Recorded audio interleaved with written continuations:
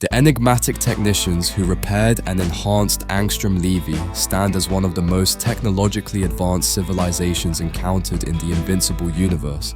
Their origins lie in an alternate dimension, one so irreversibly doomed that normal organic life is incapable of survival.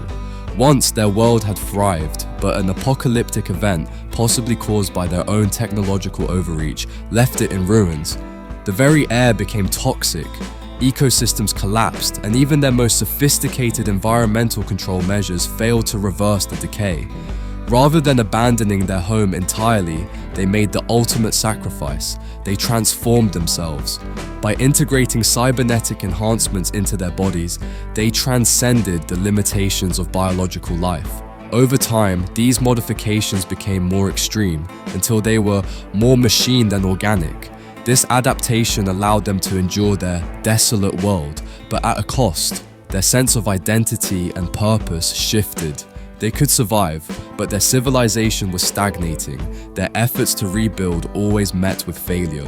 Determined to find a true solution, they turned outward. Using their advanced technology, they launched incursions into countless other planets in their dimension, conquering entire civilizations in search of a habitable world or resources to restore their own. Yet, no matter how many worlds they subjugated, nothing was permanent. Either environmental factors rendered long-term settlement impossible, or their own presence triggered instability. Every attempt at rebuilding was ultimately doomed to fail. The cycle of conquest and collapse persisted, leaving them desperate for a permanent solution. They were in this state of despair until they first encountered Angstrom Levy. Angstrom had already attempted to absorb the collective knowledge of his alternate selves, hoping to gain unparalleled understanding of the multiverse. His goal had originally been noble, to use his newfound awareness to solve the crises afflicting different versions of Earth, perhaps even preventing the rise of tyrants like alternate versions of Invincible. However, due to the interference of Invincible himself, the process went awry. Instead of enlightenment, Angstrom was left with a fractured mind, one overwhelmed by the memories of countless brutal realities. The overwhelming trauma reshaped him, distorting his noble ambitions into an obsessive thirst for vengeance. Across nearly every dimension, Invincible had become a dictator, a monster, or a weapon of destruction. Angstrom came to believe that this version, the one he had personally fought, was the root cause, the one who needed to be destroyed above all others. Weakened, injured, and lost in the multiverse, Angstrom came upon the technicians' dying world. They recognized his multiversal abilities as something extraordinary.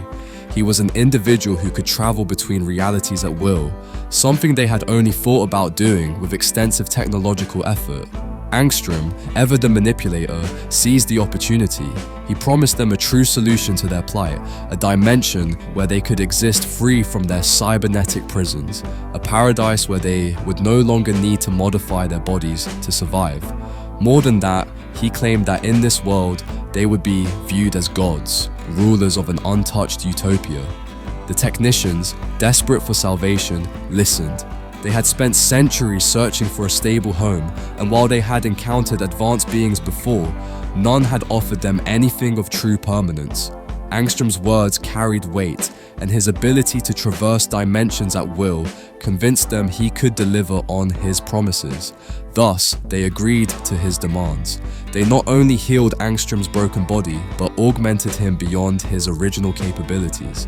His physique was strengthened, his durability increased, and his mind fortified against further fractures. They provided him with new resources, equipping him with technology beyond anything he had access to before.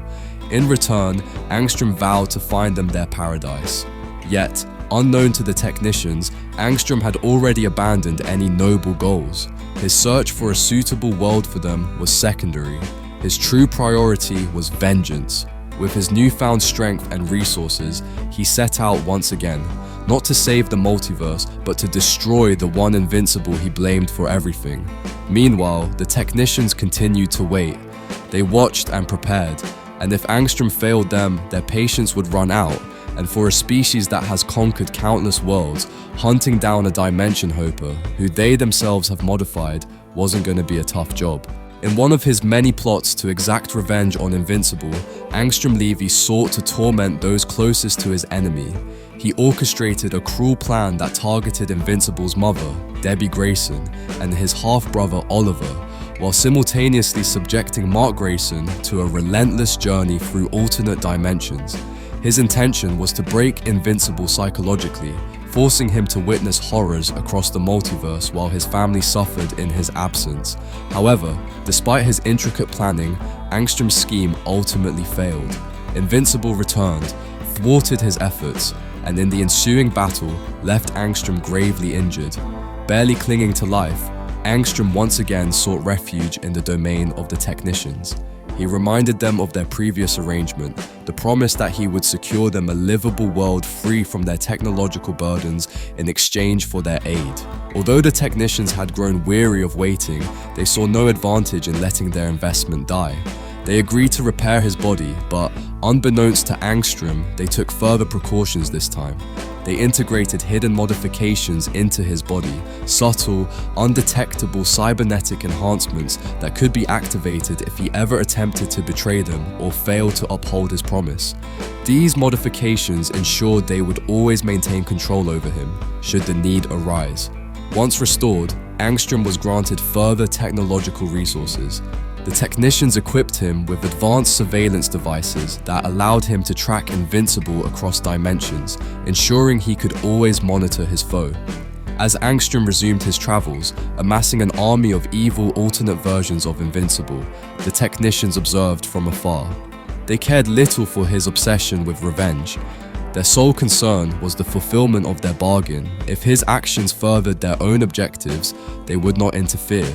If he strayed too far from their interests, however, they would be prepared to act. After the catastrophic Invincible War, Angstrom suffered yet another devastating defeat at the hands of Mark Grayson. His reckless assault, which had seen him deploy an army of alternate Invincibles to destroy Earth, ended in ruin. Mark, in a fit of rage, nearly beat Angstrom to death, leaving him mutilated and missing an arm. With no other option, Angstrom returned to the technicians once more, demanding that they restore him. But this time, the technicians' patience had worn thin. They no longer saw Angstrom as the one in control of their arrangement. He was no longer the one dictating the terms. Instead, they informed him that his debts had come due. They had followed his ambitions long enough, watching as he pursued his vendetta while failing to deliver on his end of the bargain. So from that moment forward, Angstrom would no longer issue orders. Instead, he would follow theirs. Nevertheless, the technicians agreed to repair him, replacing his lost arm with a seamlessly integrated cybernetic appendage. The upgrade was more than just a replacement. It was a symbol of their dominance over him. His body was now a testament to their influence, a constant reminder that his survival was at their mercy. But that he had underestimated them, as his arrogance had blinded him to the reality that, in the end, the technicians had always been the true masters of this arrangement. Now, as their reluctant servant, Angstrom faced a choice: uphold his end of the deal and help them achieve their long-awaited salvation, or risk discovering what other modifications they had implanted within him, modifications they had yet to activate. Years passed, and utilizing his unmatched ability to traverse the multiverse, he systematically gathered resources from various alternate Earths, each one offering something unique, and with them, he created a new world for the technicians. But the transformation did not end with infrastructure alone. Angstrom sought to fulfill the technicians' desire not only for survival, but for absolute dominion. Through careful selection and manipulation, he introduced a new population to the dimension, a civilization conditioned to worship the technicians as gods. These inhabitants, plucked from various alternate realities, were shaped into devoted followers, revering the technicians as omnipotent beings and attending to their every want and desire. The technicians, who had once been desperate wanderers clinging to a dying world, now ruled over an engineered utopia where they were seen as divine rulers. For the first time in centuries, they had no need for cybernetic enhancements to sustain their existence. With everything accomplished, the technicians no longer had any need for Angstrom. He had fulfilled his part of the bargain, restoring their world and securing their godhood. As such, they granted him his freedom, severing any lingering ties that had once bound him to their service. Free from their oversight, Angstrom was finally able to turn his full attention back to his ultimate goal, his relentless pursuit of revenge against Invincible. However, despite their apparent satisfaction, the technicians remained ever watchful. They had gained everything they desired, yet they knew all too well the unpredictable nature of the multiverse. If Angstrom ever proved to be a threat to their newfound dominion, or if his continued actions jeopardized their perfected world, they would not hesitate to act. For now, they allowed him to go free, but their influence would always loom in the shadows, ensuring that their reign remained eternal. After returning to his own dimension, Angstrom Levy arrived in a city devastated by massive flooding. As he surveyed the destruction, he stumbled upon shocking news. Mark Grayson, his most hated enemy, was dead. The revelation stunned him, but soon, a wave of relief washed over him. With Invincible gone, his long-standing vendetta was no longer necessary. For the first time in years, Angstrom felt at peace. No longer burdened by hatred, he allowed himself to live a carefree and happy life, unbothered by thoughts of revenge. However, this peace was short-lived. One fateful day, Angstrom returned home and casually picked up a newspaper, only to be met with a horrifying realization. The headline confirmed that Mark Grayson was very much alive. Under the cover of darkness, he infiltrated Mark's home. As he lurked in the shadows, he watched Samantha Eve walk through the door. Fueled by his rekindled hatred, Angstrom attempted to strangle her, intending to make Mark suffer. But before he could finish the job, Mark arrived. Without hesitation, Angstrom used his powers to strand Mark in another dimension, ensuring he was no longer a threat, at least for the moment. With Mark gone, Angstrom turned his attention back to Eve. As he studied her, something puzzled him. Why hadn't she used her powers to fight back? His extensive knowledge of dimensional variations allowed him to deduce the reason. Eve was pregnant. This revelation gave him pause. For the first time, he was forced to confront something beyond his thirst for revenge. Eve, seizing the moment, engaged him in conversation. She recounted what Mark had told her about Angstrom, that he had been the one to sabotage the device while trying to help Mark, cutting off the process before it could be completed. Angstrom, however, denied this accusation, claiming that it was a lie. Eve doesn't stop there. She accuses him of being responsible for Rexplode's death. She condemned his obsession with revenge, arguing that it had consumed him entirely. Then, she struck a nerve.